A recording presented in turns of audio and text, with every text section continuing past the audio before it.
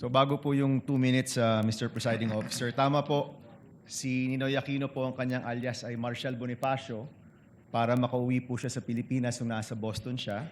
Oho. Pero wala naman ho siyang confidential funds na, wala ho siya sa mga AR na confidential funds. Lilinawin ko lang ho. Okay. Pagdating ho sa prosecution, ang posisyon ng prosecution, yung mga pangalan ay totoong tao, di ba? Correct, no? You have not really mentioned aliases in any of your... Wala. Could you respond quickly?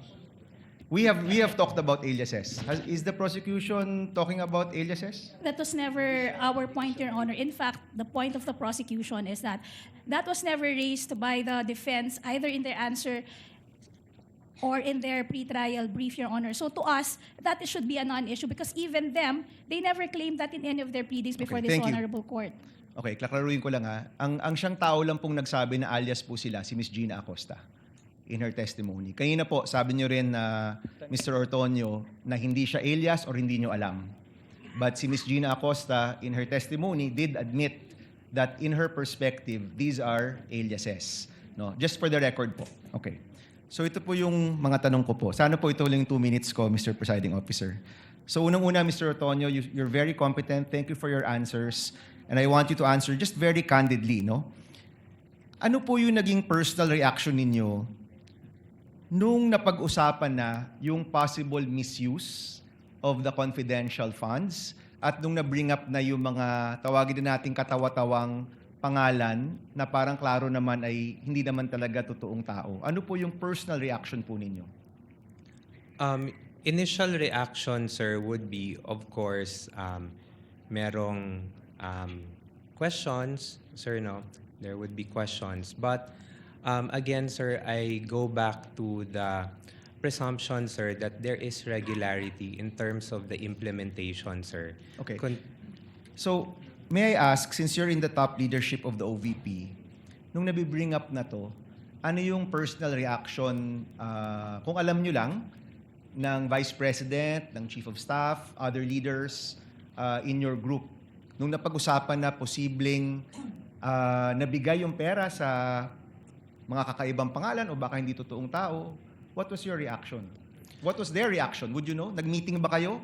Did you call for an emergency meeting? Did you have a huddle in your office to talk about this?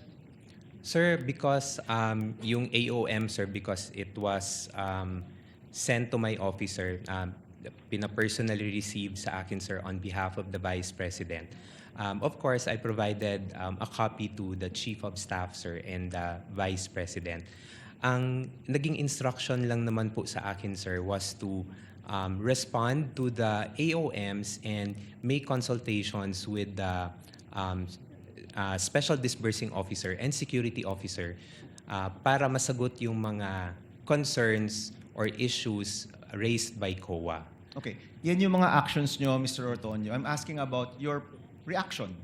Kinabahan ba kayo? Were you worried? Were you concerned? Was there any concern shown by the Vice President, by the Chief of Staff, by people in your office na posible itong perang ito ay hindi nagamit sa tama?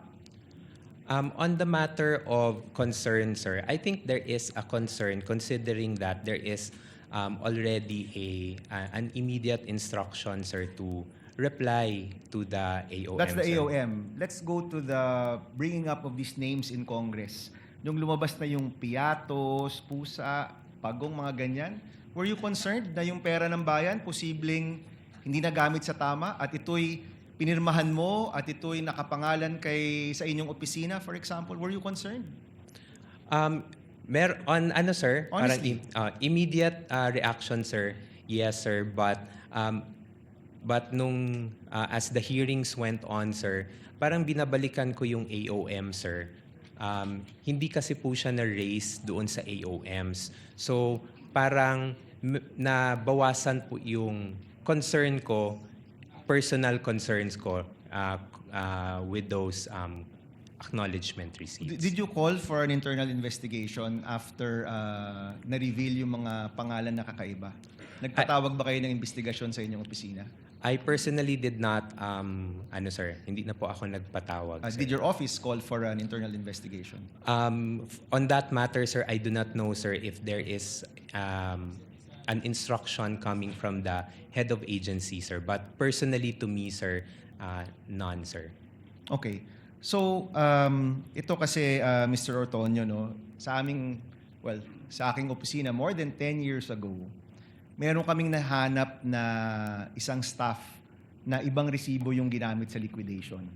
Wala pa atang 5,000 pesos to sa totoo lang. Hindi nga niya binulsa eh. No? Meron siyang dapat hotel receipt na wala niya, gumamit siya ng hotel receipt ng ibang tao.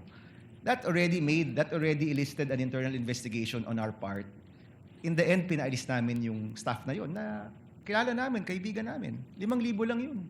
So the common response we are looking for is that kapag pera to ng bayan, action ka agad at hanapin nyo talaga kung saan nagamit tong pera to. Kaya I'm really wondering what were the actions and reactions of people. So ito yung tanong ko rin, no? Mahalaga ba sa inyo, mahalaga ba sa iyo, sir, na yung perang ito ay nagamit sa tama, na hindi ito nagamit sa mali o nabulsa lang? Yes, sir. It is important to me, sir, because in the years na nakasama ko rin po si Vice President Sara Z. Duterte, sir, she also would want na money is spent properly for what it is intended to be used for. Okay, last question, Mr. Presiding Officer. During all of this time, pinatawag mo ba si Colonel La Chica o pinatawag ba siya ni Chief of Staff Lopez or ni Vice President? Would you know? Kinausap mo ba? Tinanong mo ba? Colonel, itong mga pangalang ito, sino ba talaga to? Totoo ba to? Bakit nakalagay medicine pero cash talaga yung binigay? Kasi sa totoo lang, sir, yung nakalagay doon gamot pero cash ang binigay na pambili ng gamot, cash pa rin yun. 'Di ba? So in short, yung 500 million parang puro cash yun.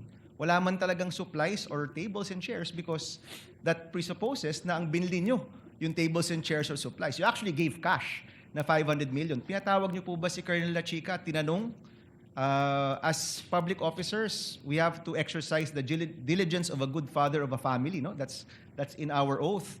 So pinatawag niyo po ba ng inyong opisina at pina-explain kung nasaan ba itong peran to? Sir, I was only able to request na makausap si Colonel La Chica in relation only to the response to the AOM, sir. So hindi niyo po natanong itong mga specific questions na ito dun sa mga specificong mga pangalan, mga AR, mga ganyan? At that time, sir, when I was drafting the AOM, sir, no, sir, because I had no knowledge, sir, of the AR, sir. Salamat, Mr. Presiding Officer. Thank you, Senator Judge Aquino. Senator Judge Erwin Tulfo is recognized.